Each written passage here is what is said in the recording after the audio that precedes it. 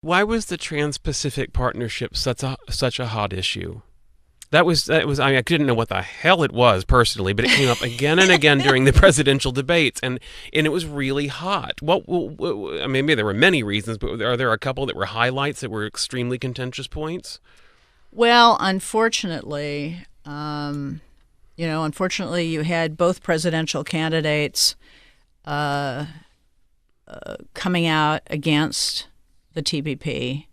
Oh God! You know what? Until you said that, I forgot. They weren't even on different sides of it. They were both No, they were on the ultimately same. against it. They were on the same. Both of them were on the same side. Both Democratic candidates in the primary were against it. Several of the Republicans were against it, and it was a pretty good agreement from my perspective. But I'm a trade wonk, and I sort of look at the substance, and I don't look at the politics. And as I said, there are things I would have done differently, but it was sort of brief description of TPP.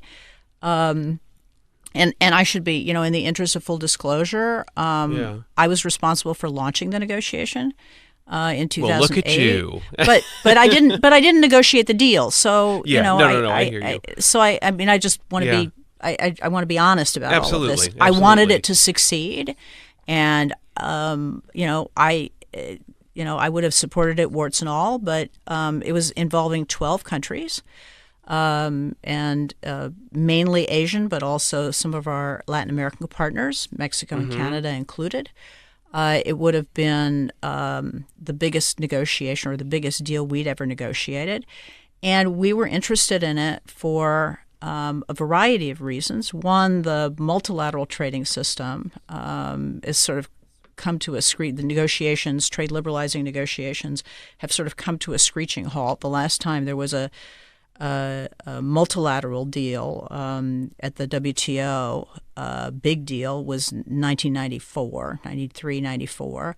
So the rules of the road for global trade are way behind. We talked about digital trade. We talked about some services and so on. So when you think about how much has changed since 1994, precisely, I mean, good God. Yeah. Precisely. Yeah. So those needed to be updated. So here was, think of it as a coalition of the willing. These are countries that wanted to do a sort of a WTO plus deal, raise the bar, lower some trade barriers, start getting into things like how do you treat state-owned enterprises, anti-corruption provisions, e-commerce, digital trade, those kinds of things, which really would have raised the bar and captured a lot of trade that is not currently captured. And in our case, with a lot of trading partners that we don't have, some we already have free trade agreements with, and it would, like Australia, like Singapore,